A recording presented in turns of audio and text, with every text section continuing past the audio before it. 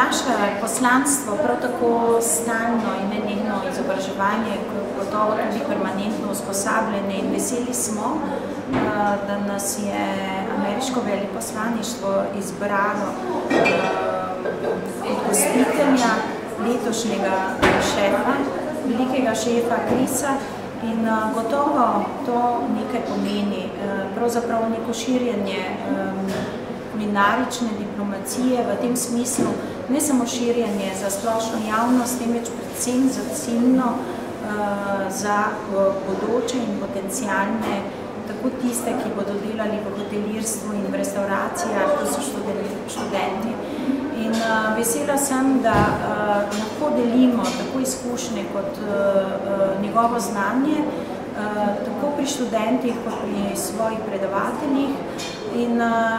gotovo pomeni to velika dodana vrednost, vsaj z globalnega vidika, ne samo prenašanje izkušenj, temveč tudi te kulture. In seveda šef, ki je tako simpatičen, jim tudi najverjetneje pripoveduje tudi o svojih izkušnjah, ki jih je podoživljal ne samo v Ameriki, temveč tudi v Evropi, in to sodelovanje